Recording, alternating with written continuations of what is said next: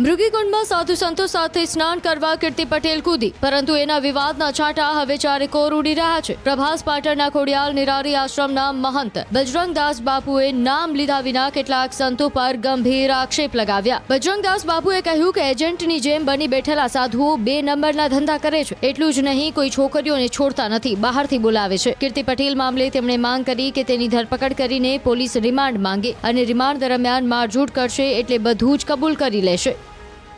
કે જે જુનાગઢમાં તારીખ 15ના રોજ ભગવા અસ્ત્ર પહેરીને કીર્તિ પટેલ શાહી સ્નાનમાં ઘૂસી ગઈ નાગા બાવાને વચ્ચે। એને એમ કહે છે કીર્તિ કે હું બધાને જોઈ લઈશ। વિડીયોમાં મેં સાંભળ્યું, મેં હરુભરું એને ઓળખતો પણ નથી। એટલે આ વિડીયા મેં જોયા બધાય।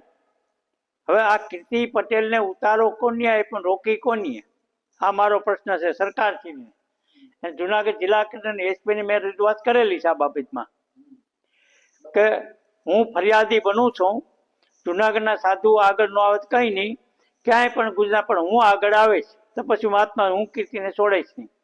એટલે કીર્તિના નામનો મેં ગુનો લખાવ્યો છે અને એ મારે એસપી આઈને કલેક્ટર આઈને બધે વાત થઈ ગઈ છે, એની તપાસ ચાલુ છે। હવે આજકાલ ગાડી પકડવા જાય જ્યાં અહીં છે ત્યાં, અત્યારે એ હજી ભવનાથમાં મળી નથી।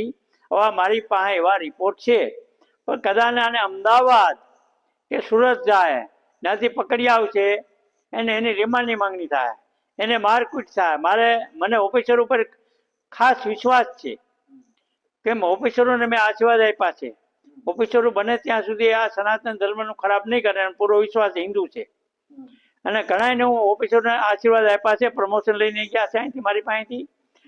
હિન્દુ સમાજને મેં બને ત્યાં સુધી સનાતન ધર્મનો ઘા કરે ત્યાં હું સહન કરતો નથી। મારી માંગ એ છે કીર્તિ પકડને વહેલી તકે પકડે, એને પકડીને એની રિમાન્ડ દે, એને મારકૂટ કરે એટલે જેવું હોય છે એવું કીર્તિ પટેલ ઓકી નાખીને માની જાય કે ક્યાં માતના મને ભગવા કપડાં પહેરાવ્યા હતા એટલે કીર્તિ પટેલ માની જાય, મારી ગેરંટી। અવાવને એજન્ટ તરીકે બાવાઓને આખી મૂક્યા છે એ હું સખ્ત શબ્દોમાં વખોડી કાઢું છું।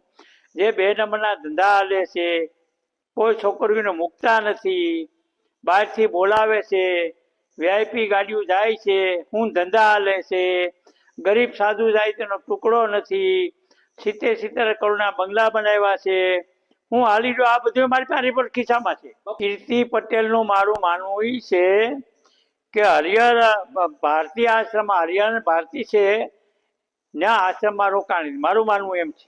હું એમ કહેતો રોકાણી કેમ, પણ મારું માનવું એમ છે કે હરિયાણ એમ કહેતી કે હરિયાણ ભારતી મારા ગુરુ મહારાજ છે, તો મારું માનવું છે કીર્તિ પટેલ ત્યાં રોકાણી હોય તો મને શંકા છે કે એ મહાત્માઓ ઇન્દ્ર ભારતી અને હરિયાણ ભારતી બે મળીને ભગવા કપડા આપ્યા હોય અને શાહી સ્નાનમાં ભેગી લીધી હોય કે એનું કારણ છે કે જ્યારે ઋષિ ભારતીઓનો ગુરુ ચેલાન લખો પડ્યો સરખેજનો ત્યારે કીર્તિ પટેલે સાથ આપ્યો હતો હરિયાણ ભારતીને, ખુલ્લા આવી ગઈ એને કબાટે ખોલ્યા હતા।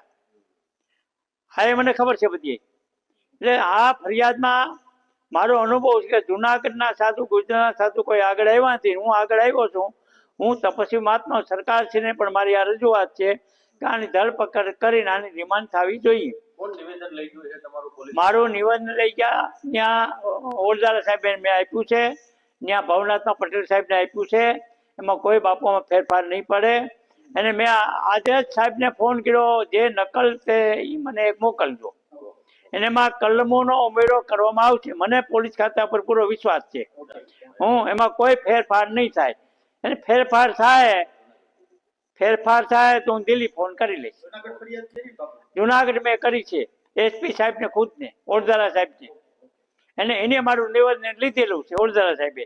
એને ઓરદારા સાહેબે મને ખાતરી આપી, મેં ફોન કર્યો છે કે સાહેબ ઓરદારા કે મારી ખાતરી બાપુ કીર્તિને હું ગમે એમ કરીને પૂરી દઈશ। આજ મારી એક માંગ છે, બીજું કોઈ માંગ આમાં નથી। આમાં કોઈ સાધુ પર હું કેસ કરવા માંગતો નથી। કીર્તિ પકડાઈને મારે ડિમાન્ડ થાય એટલે સાધુના નામ ખુલશે, આમાં કોઈ પણ। અને હિન્દુ ધર્મને હું એવી જાગૃત કરું બેનું દીકરીઓને, આ નવયુવાનો જેટલા હિન્દુના દીકરા આગળ આવો। આજ બેનું દીકરીઓના જે બળાત્કાર થાય છે ને પાછું ભીનું હકેલાઈ જાય છે। આમાં વિદ્યાવાળા આગળ આવો, હું તમે ત્યાં વિદ્યાવાળા કરીને તમને સહકાર આપે।